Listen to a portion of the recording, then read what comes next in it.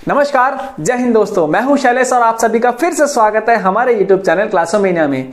दोस्तों, मैं आज आपको पढ़ाने वाला हूं क्या, समास। और ये आपकी परीक्षाओं में, बोर्ड परीक्षाओं में सीधे सीधे पूछा जाता है। कितने नंबर का? 4 नंबर का। तो जैसे क्रिकेट में जब महेंद्र सिंह धोनी अपना हेलीकॉप्टर शॉट लगाते हैं तो अंपायर मुंह बंद करके 6 रन का इशारा करते हैं, वैसे ही ठीक समास के भी 6 भेद होते हैं। अव्ययीभाव समास, तत्पुरुष समास, कर्मधारय समास, द्विगु समास, द्वंद्व समास एंड बहुव्रीहि समास। वैसे ये कर्मधारय समास और द्विगु समास तत्पुरुष समास के ही हिस्से हैं, लेकिन मैं इनको थोड़ा अच्छे से समझाऊंगा क्योंकि इनमें से पूछा जाता है, तो इसीलिए मैंने इनको अलग लिख दिया है। तो इनको हम एक एक करके समझेंगे और इन 4 नंबर तक पहुंचने के लिए आपको ये वीडियो पूरी देखनी पड़ेगी। ठीक है, एक भी नंबर मिस नहीं होने दूंगा। आप परीक्षाओं में जैसे पूछा जाएगा वैसे कहोगे, अच्छा ये तो इस भेद का है, अच्छा ये वाला तो इस भेद का है, अच्छा जी हमसे चालाकी, ये इस भेद का है। बिल्कुल आप इसी कॉन्फिडेंस के साथ बता पाओगे कि ये जो समास पूछा गया है ये कौन से भेद का है। तो चलिए शुरू करते हैं बिना किसी टेंशन के।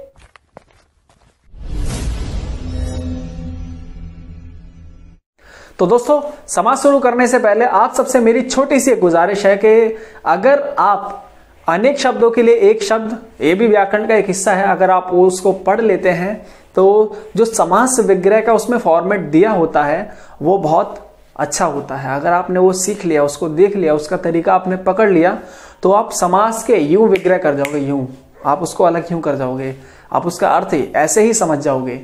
ठीक है, तो अगर आप अनेक शब्दों के लिए एक शब्द पढ़ लेते हैं तो समास आपके लिए काफी इजी हो जाएंगे। तो चलिए शुरू करते हैं। फिर समास में सबसे पहले आपका है क्या, अव्ययीभाव समास। तो इसकी पहचान में मैं सबसे पहले आपको बता दूं, जो अव्ययीभाव समास के जो शब्द होते हैं उनकी शुरुआत कुछ इन शब्दों से होती है। ध्यान रखना, उनकी शुरुआत, उन शब्दों की शुरुआत इनसे होती है। आ, यथा, प्रति, बे, भर, या रातों रात या फिर बीचों बीच। ठीक है, ये सब इसमें आते हैं।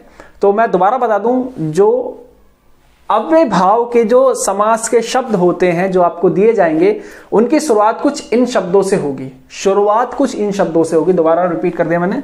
ठीक है, देखिए जैसे यहां पे आजीवन, ठीक है, वहां पे लिखा है आ, यथाशक्ति, यथा येरा, ठीक है, प्रतिवर्ष, प्रतिएरा। ऐसे ही आपको बे मतलब बेएरा, ऐसे ही भरपेट होता है, रातों रात बीचों बीच में मैं बता चुका हूं आपको। ठीक है ना, अगर ऐसे शुरुआत हो तो आप कुछ मत करना, आप डायरेक्ट उसको समझ जाना, ये है क्या, अव्ययीभाव समास। ठीक है, और जैसे हर मूवी में एक हीरो होता है, ठीक है, ऐसे ही यहां पर एक हीरो है। कौन? यथा। पिछले बहुत सारे क्वेश्चन पेपरों में, जितने विगत वर्षों के प्रश्न पत्र हैं, उनमें यथा से एक प्रश्न जरूर पूछा जाता है। ठीक है, एक समास जरूर पूछा जाता है। ये हर बार के लिए बुक है। मैं कह सकता हूं कि इसके परीक्षा में आने के 90% चांस हैं, और बाकी ये जितने हैं ये भी आते हैं, लेकिन इनको मैं 10% देता हूं। ये हीरो है, ये आता है। ठीक है, इसलिए मैं इस पे ज्यादा जोर दूंगा। ठीक है, बाकी मैं बताऊंगा आपको, लेकिन इस पे सबसे ज्यादा जोर दूंगा। तो मैं पहले आपको अर्थ बता देता हूं। यथा के बेसिकली 3 अर्थ हम लोग देखते हैं अभी फिलहाल आपके 10th के हिसाब से। हम बोर्ड के हिसाब से 3 अर्थ देख लेते हैं। यथा का एक अनुसार अर्थ होता है, एक जितना होता है, एक जैसा होता है। ठीक है, तो ये आप ध्यान रखना, इन तीनों में से ही आपको देखकर जब आप विग्रह करोगे तब इन तीनों में से कौन सा वहां पर फिट बैठ रहा है आपको उसी में लगाना है। ठीक है ना, चलिए तो शुरू करते हैं पहले इनके अर्थों से। ठीक है, आजीवन। जब आजीवन का आप विग्रह करोगे तो आएगा क्या, जीवन भर। ठीक है, यथाशक्ति, शक्ति के अनुसार। देखिए मैंने कहा था यथा का अर्थ क्या है यहां पे, अनुसार। शक्ति के अनुसार ही होगा। जितना शक्ति हो नहीं सकता, जैसा शक्ति हो नहीं सकता, या फिर शक्ति जैसा हो सकता है लेकिन यह विग्रह नहीं होगा। ठीक है ना, यथाशक्ति होगा यानी शक्ति के अनुसार। ठीक है, प्रति मैंने आपको बताया था, देखिए वहां भी प्रति लिखा हुआ है और यहां भी प्रति है, प्रतिवर्ष यानी हर वर्ष। ठीक है, बे मतलब, अब देखिए यहां पे बे मतलब के बिना। तो ऐसे ही कुछ आपके शब्द जो है समास के टकराएंगे, जिनका आपको विग्रह करना पड़ेगा। अब यथाशक्ति में हम यथासंभव भी लिख सकते हैं, ठीक है। यथासंभव में क्या होगा, मैं एक सेकंड इसको मिटा देता हूं। यथासंभव में क्या होगा, देखिए आपको फिर उसमें मैंने कहा था आपको शब्द जौन सा फिट बैठेगा वो आपको लेना है इन तीनों में से, ठीक है। मैं भी आपको दिखा देता हूं। देखिए मैं यहां पर लिखता हूं क्या, यथासंभव।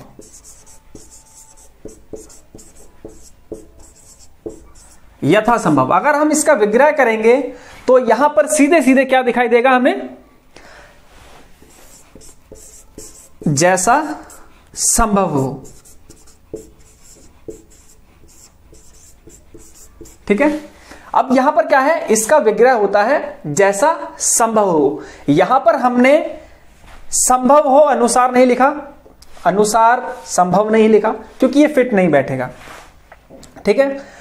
जितना संभव हो नहीं सकता, क्योंकि यथा के अर्थ में जितना नहीं आएगा, इस जैसे संभव जुड़ा हुआ है, ठीक है। इसमें जैसा ही आएगा, तो जैसा संभव हो उसी के अनुसार काम करो, ठीक है ना। ये पूरा वाक्य फिट बैठ गया, यानी कि हमारा बिल्कुल ठीक है। तो इस तरीके से आपका ये अव्यय भाव समास जो है उसकी पहचान आप कर पाओगे बहुत इजीली। तो चलिए अब चलते हैं दूसरे समास पर। एक चीज मैं आपको बता दूं, दूसरा समास में आपको तत्पुरुष समास नहीं बताऊंगा। अभी मैंने आपको दूसरा लिखवाया था लेकिन वो नहीं बताऊंगा, वो मैं आपको लास्ट के लिए रखूंगा, क्योंकि वो थोड़ा सा उसको मुझे डीप बताना पड़ेगा। तो इसीलिए पहले हम इजी कर लेते हैं, फिर हम तत्पुरुष पर चलेंगे, ठीक है। तो चलिए अगला देखते हैं कर्मधारय समास। कर्मधारय समास में आपको सीधे सीधे पहचानने के लिए ये तीन याद रखने हैं। जहां भी आपको शब्द दिया जाए और उसके विग्रह में है जो या रूपी या फिर के समान जैसे शब्द मिले, तो आपको सीधे सीधे लिखना है क्या, कर्मधारय समास, क्योंकि इसमें कर्मों के अनुसार ही नाम रखे जाते हैं। कैसे, मैं बताता हूं। देखिए नील कमल, अब नीला है जो कमल, वो उसका कर्म है नीला, ठीक है ना, कर्म है उसका नीला। तो नीला है जो कमल, देखिए मैंने आपको पहले कहा था है जो ये रहा, ठीक है। मैं आपको दिखाता हूं अभी, एक सेकंड, हाँ जी मैं आपको दिखा रहा था यहाँ पे है जो ये रहा, इसमें है जो ये रहा, ठीक है। नीला है जो कमल, अब यहां पर है जो है, तो मैंने कहा था अगर ये कहीं आपको मिले तो आप सीधे सीधे लिखिए क्या, कर्मधारय समास, ठीक है। चलिए अगला देखते हैं, क्रोधाग्नि, यानी क्रोध रूपी अग्नि। अब देखिए यहां पर है जो नहीं लगा सकते, के समान नहीं लगा सकते, क्योंकि क्रोध के समान अग्नि नहीं होता, ठीक है। ये फिट नहीं बैठता, थोड़े जो वाक्य में अशुद्धि लगेगी, ठीक है, इसीलिए। और यहां पर क्रोध है जो अग्नि नहीं हो सकता, बिल्कुल नहीं हो सकता, ठीक है ना। क्रोध रूपी अग्नि, ये थोड़ा अच्छा लग रहा है सुनने में, ठीक है ना। तो क्रोध रूपी अग्नि, इसका पूरा पूरा विग्रह सही वाला होगा। तो मैंने रूपी कहा था, तो यहां पर रूपी लिखा हुआ है, तो सीधे सीधे ये क्या कहलाएगा आपका, कर्मधारय समास। चंद्रमुख यानी चंद्रमा के समान, ठीक है, के समान यहां था, के समान ये रहा, ठीक है ना। तो यहां पर सीधे सीधे क्या, यही तीन पहचान है किसकी, कर्मधारय की। इससे बाहर कर्मधारय कभी नहीं जाएगा, ठीक है। आप जब भी इनको विग्रह करेंगे, अगर आपके इन तीनों में से कोई भी टच हो रहा है विग्रह में, तो सीधे सीधे वो कर्मधारय समास ही होगा, ठीक है। मैं आपको एक चीज बता दूं कि समास विग्रह के लिए, देखिए ये बहुत बड़ा पॉइंट इसमें उठेगा, मुझे पक्का पता, कमेंट्स में जरूर लिखा जाएगा कि सर समास का विग्रह कैसे करें, कैसे पता करें, या फिर हम इसको कैसे इजी बनाएं। तो बेटा देखिए मैं सीधे सीधे बताऊं, जितने भी समास होते हैं वो उनके कर्मों के हिसाब से, उनके गुणों के हिसाब से रखे जाते हैं, ठीक है। इसीलिए मैंने आपसे कहा था कि अनेक शब्दों के लिए एक शब्द जो होता है उसमें गुण होते हैं, ठीक है, उनके कर्म होते हैं, उनके अनुसार ही अनेक शब्दों में से वो एक शब्द बनता है। तो इसीलिए बहुत ज्यादा हेल्पफुल है। उसका जो विग्रह का हिसाब है वो अगर आप देख लेंगे तो आपको समास में विग्रह करने की जो मुसीबत है उससे छुटकारा आपको मिल जाएगा, ठीक है। तो आपको वहां से हेल्प जल्दी मिल जाएगी। बाकी मैं भी आपके लिए इसमें एक आपको नीचे लिंक मिल जाएगा या फिर कोई पीडीएफ का आपको लिंक मिल जाएगा, जो आपके लिए विग्रह जो होंगे वो काफी आसान हो जाएंगे, उनको आप पढ़ लीजिएगा। परीक्षा में एक ना एक उनमें से टकराएगा, यानी कि 4 में से 4 तो मैं नहीं कह सकता, लेकिन 3 जरूर टकराएंगे, ठीक है ना। वैसे मैं गारंटी पूरी 4 की देता हूं, ठीक है। मैं गारंटी 100% नहीं दूंगा, ध्यान रखना 100% नहीं दूंगा, मैं दूंगा 99.9% की, ठीक है। क्योंकि 1% छोटा सा जो होता ना, कोलगेट वाले भी नहीं देते ना 100%, तो कुछ मेरा ही वैसा ही है। तो 100% नहीं, लेकिन मैं पक्का कहता हूं जितना जो मैं पीडीएफ आपको भेजूंगा उनमें से 4 के 4 पक्का आएंगे। कभी संभावना है कि ना आए, वैसे 4 के 4 पक्का आएंगे। अगर उनमें से आपने विग्रह देख लिए तो पक्का आएंगे, ठीक है ना। तो चलिए, इतना आपको कर्मधारय समझ में आया होगा, तो चलिए चलते हैं आप अगले पर, द्विगु समास। तो चौथा आपका समास है द्विगु समास। अब इस द्विगु समास को समझना बहुत आसान है। इसमें आपको बता दूं, जो द्वि है उसका अर्थ ही 2 होता है, ठीक है ना। द्विगु शब्द में 2 है आगे, इस समास में गिनती पहले आएगी। यानी कि आपको उसमें जब आप समास का शब्द जो आपको मिलेगा उसमें आप देखोगे कि आपको उसमें गिनती जैसा कुछ समझ में आएगा। जब आप उसका विग्रह करोगे तो समझ में आएगा। कैसे? देखिए, जैसे 2, 3 यानी 3, 4 यानी 4, 5 यानी 5 यानी 5, 9 यानी 9 यहां पे बात की जा रही है। तो मैंने आपको दिखाया इनमें क्या है, गिनतियां हैं, ठीक है ना। तो देखिए, जब हम उनका विग्रह करेंगे तब भी आपको गिनतियां ही मिलेंगी। देखो, ऐसे ही पूरी एक नहीं मिलेगा कभी भी, आपको 2 से लेकर 9 तक की आपको गिनतियां उसके अंदर मिल जाएगी। या होगा तो 100 शताब्दी वैसा 100 आपको मिल जाएगा, ठीक है। आपको यही गिनतियां मिलेंगी। तो जहां भी आपको पहले शब्द में गिनती जैसा कुछ प्रतीत हो तो सीधे सीधे वो होगा द्विगु। द्वि यानी अर्थ ही इसका 2 होता है, तो इसको आप ऐसे याद रख सकते हैं, ठीक है ना। यहां मैंने लिखा हुआ है द्विगु शब्द में 2 है, इस समास में गिनती पहले आएगी। पहले शब्द जो पहला इसका वर्ण हो गए, इन्हीं में आपको गिनती दिखाई दे जाएगी। जैसे दोपहर, 2 पहरों का समूह, ठीक है। त्रिभुज, 3 भुजाओं का समूह, ठीक है। चौमासा, 4 मासों का समूह। पंजाब, 5 आबों यानी नदियों का समूह, ठीक है। यह बहुत ज्यादा पूछा जाता है परीक्षाओं में, पंजाब, ठीक है। आगे है नवरात्र, ये भी बहुत पूछा जाता है, ध्यान रखना। नवरात्र, 9 रात्रियों का समूह। इसमें आपने एक चीज नोटिस की, देखिए, यानी कि जब भी आप विग्रह करोगे तो आपको पता चल जाएगा ये द्विगु है, तो आप उसमें लास्ट में समूह लिख देना, ठीक है ना। ये आपके लिए एक छोटी सी हेल्प हो जाएगी कि मुझे लास्ट में इसमें समूह ही लिखना है, ठीक है ना। क्योंकि जब भी 2, 3, 4, 5 या 9 चीजें एक साथ मिलेंगी तो समूह ही बनता है, ठीक है ना। जैसे देखिए, 2 पहरों का समूह, यानी 2 जब पहर मिल रहे हैं तो समूह ही तो बनेगा, ठीक है ना। जब 4 लोग इकट्ठे बनते हैं तो हम उसे समूह कहते हैं, ठीक है ना, ग्रुप कहते हैं। तो ऐसे यहां पर समूह लिखा हुआ है। तो आई होप आपको ये द्विगु समास अच्छे समझ में आ गया होगा, बहुत इजी था ये। तो चलिए आगे चलते हैं फिर अब द्वंद्व समास के पास। तो पांचवा आपका समास है द्वंद्व समास। अब द्वंद्व समास की पहचान करना द्विगु समास से भी आसान है, क्योंकि जब भी आपको किसी भी जो आपको शब्द दिया जाएगा, इसमें बेसिकली 2 शब्द दिए जाते हैं, ठीक है। उनके बीच में योजक चिन्ह लगा होता है, बिल्कुल ये वाला जो चिन्ह है ये लगा होता है योजक चिन्ह, ये वाला, ठीक है ना। योजक चिन्ह जिसे हम कहते हैं, इसका प्रयोग उस शब्द में किया जाता है। तो आपको इस चिन्ह की जगह क्या करना है अभी बताता हूं। देखिए, बेसिकली आपको ऐसे दिए जाएंगे, मैंने यहां पे लिखे हुए 2 शब्द हैं, आपको दिख रहा होगा 1 और 2, 1 और 2, 1 2 1 2, ये सब उदाहरण है, ठीक है ना। आपको क्या करना है, इनके बीच में आप देख रहे होंगे, इन सब के बीच में क्या है, बीच में योजक चिन्ह का प्रयोग किया है। कुछ नहीं करना, इनके बीच में निकाल कर आपको क्या करना है, सिर्फ और सिर्फ एक शब्द लिख देना है उसका। वो कौन सा शब्द है, और। बिल्कुल आपको कुछ नहीं करना, इनके बीच में से ये योजक चिन्ह हटाना है और इस और को डाल देना है, और आपका ये समास विग्रह आराम से हो जाएगा और गलत किसी कीमत पे नहीं हो सकता। ठीक है, देखिए मैं दिखाता हूं आपको। भला बुरा, भला और बुरा, दिन रात, दिन और रात, माता पिता, माता और पिता, सुख दुख, सुख और दुख। ठीक है, बेसिकली इसमें क्या है, इसमें ना ऐसे शब्दों का प्रयोग किया जाता है जो हम कह सकते हैं एक दूसरे के विलोम होते हैं। ठीक है ना, सुख दुख विलोम है, माता पिता विलोम है, दिन रात विलोम है, भला बुरा विलोम है। ठीक है, ऐसे ही शब्दों का प्रयोग इसमें किया जाता है, लेकिन इसमें भी काफी सारे ऐसे हैं जो विलोम नहीं, काफी कुछ अर्थ दिखा जाते हैं।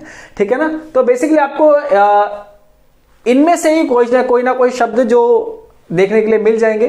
ठीक है, तो बहुत आसान है ये आपका द्वंद्व समास। तो चलिए अगला देखते हैं आप, बहुव्रीहि समास। तो छठा समास है आपका बहुव्रीहि समास। बहुव्रीहि समास आपको देखने में कर्मधारय जैसा लगेगा, लेकिन इसमें क्या है, छोटा सा अंतर है। छोटा सा अंतर क्या है, बहुव्रीहि समास प्रयोग किया जाता है, इसके अंदर आपको शब्द वही मिलेंगे जो किसी व्यक्ति विशेष के गुण पर रखे गए हों। ठीक है ना, मैं पहले बता रहा हूं, ये किसी व्यक्ति विशेष यानी कि उस व्यक्ति के ऐसे गुण होंगे कि उसको कोई एक यूनिक सा नेम मिला होगा, यूनिक सा नाम मिला होगा। ठीक है, जब आप विग्रह करोगे तो आप ये पाओगे, उसका गुण जब आप देखोगे। ठीक है ना, मैं आपको उदाहरण देता हूं, जैसे नीलकंठ। ठीक है ना, नीला है कंठ जिसका। अब कंठ तो भाई किसका नीला होता है, शिव जी का होता है।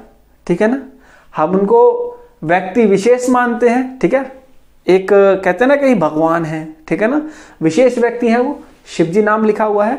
ऐसे ही ठीक जब आप विग्रह करोगे तो विग्रह आपने किया, उसके बाद ब्रैकेट डाल के उस व्यक्ति विशेष का आपको नाम भी लिखना है कि ये प्रयोग किसके लिए किया जाता है, शिव जी के लिए किया जाता है। तो जैसे ही आपने ये लिख दिया ब्रैकेट डाल के, आपका बन जाएगा बहुव्रीहि समास। ये डालना बहुत जरूरी है। ठीक है, वरना आपका ये नंबर पूरे कट जाएंगे। ठीक है, एक और उदाहरण देख लेते हैं, दशानन। दशानन क्या है, 10 है आनंद जिसके। अब यहां पर देखने वाली बात यह है कि दशानंद हम सिर्फ रावण को कहते हैं। आप में से ऐसा कोई है जो ये कहे नहीं हम गणेश जी को दशानंद मानेंगे? नहीं, उनके 10 सर नहीं थे। ठीक है, 10 सर थे किसके, रावण के।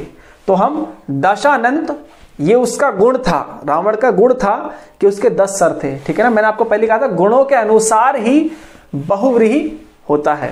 ठीक है, 10 हैं आनंद जिसके अर्थात रावण। और देख लेते हैं पीतांबर, पीले हैं अंबर जिसके, विष्णु जी को कहते हैं हम। ठीक है ना, तिरंगा, अब इसको देखकर तो आप लोग बिल्कुल अच्छे समझ जाओगे। तिरंगा 3 रंगों का ध्वज, सिर्फ अपने भारत में ही 3 रंगों का जो ध्वज होता है उसको तिरंगा कहते हैं। स्पेशल चीज है। ठीक है ना, स्पेशल चीज है जिसको नाम दिया गया। आप में से ऐसा कोई नहीं है जो तिरंगे को, मतलब किसी भी चीज को तिरंगा कह सकता नहीं। आप सिर्फ झंडे को देखकर इसे तिरंगा कह सकते हैं, और उसमें 3 रंगों का सीधे सीधे समूह बनता है। ठीक है ना, तो 3 रंगों का ध्वज कहलाता है क्या, तिरंगा। तो ऐसे ही आपको समास का विग्रह करके बगल में ये किस लिए विशेष है उसका नाम भी आपको लिखना है। ठीक है, तो ये आपका बहुव्रीहि समास यहां पर होता है खत्म। लेकिन अभी समास खत्म नहीं हुआ है। मैंने आपको कहा था आपको मैं तत्पुरुष समास कराऊंगा एकदम लास्ट में, तो वो टाइम आ चुका है। तो चलिए शुरू करते हैं तत्पुरुष समास।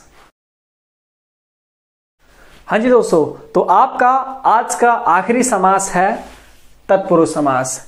तत्पुरुष समास को समझने के लिए हमें इसका नियम समझना बहुत जरूरी है, क्योंकि अगर आपने नियम समझ लिया तो आपके लिए तत्पुरुष समास कुछ भी नहीं है। हालांकि ये कारक का नियम है, लेकिन ये यहां भी फॉलो होता है।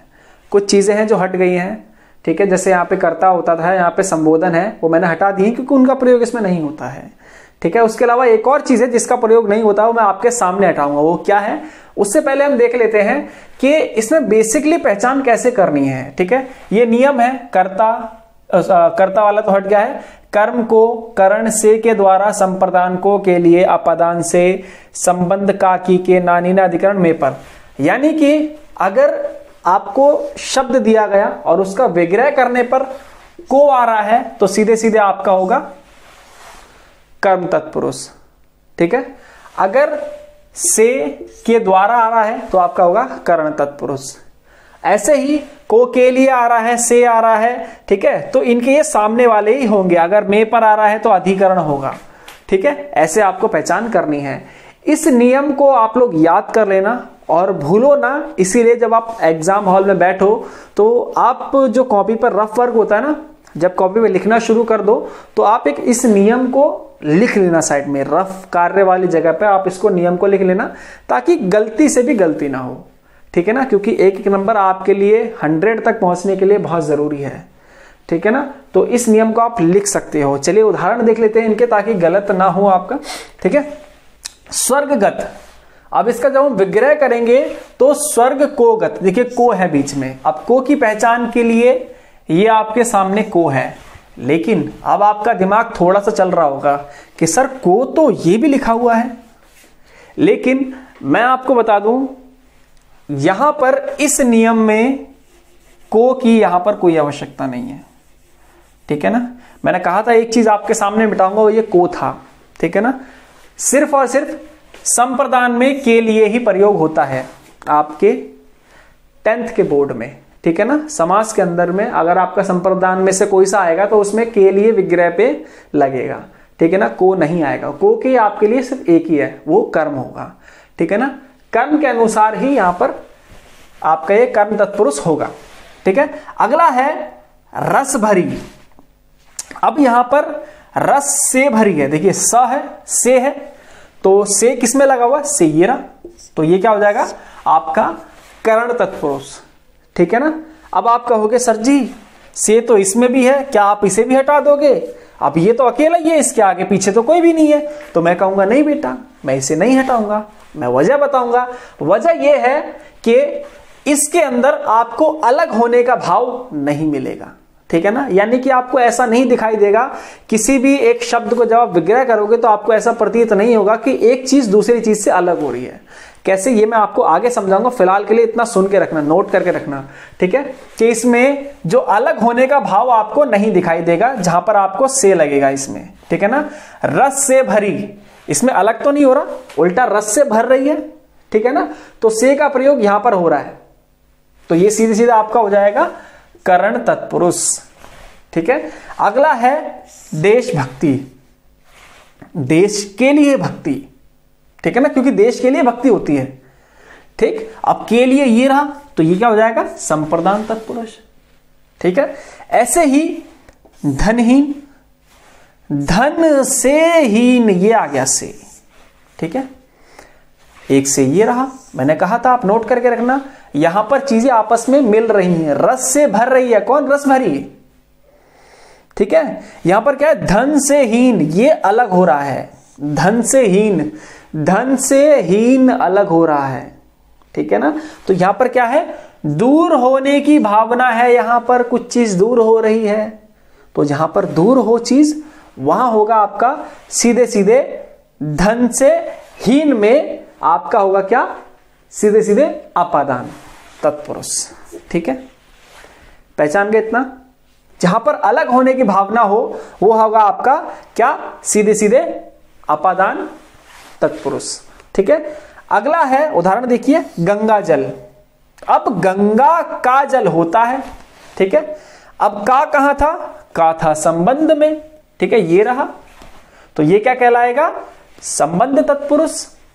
लास्ट है आपका आप बीती, आप पर बीती, देखिए ये लिखा हुआ है पर, पर किस पर था, अधिकरण पर, तो ये सीधे सीधे क्या हो जाएगा आपका अधिकरण तत्पुरुष, ठीक है। ये नियम देखिए बहुत ज्यादा जरूरी है, एक जब आप विग्रह करोगे तुरंत आप पहचान लोगे। वैसे तो मैं आपको एक और छोटी सी चीज बताऊं, अगर आपको लगे, वैसे आपके नंबर कोई नहीं काटेगा, मैं आपको बताता हूं, एक छोटी चीज आपको बताता हूं कि अगर आपको लगे कि मैं नियमों की पहचान सही से नहीं कर पा रहा हूं, लेकिन मुझे पक्का पता है ये तत्पुरुष है, ठीक है ना, तो आप उसका विग्रह करके, ठीक है, आप उसका विग्रह करके लिख देना बगल में क्या, तत्पुरुष, ठीक है ना, तत्पुरुष समास लिख देना, बस।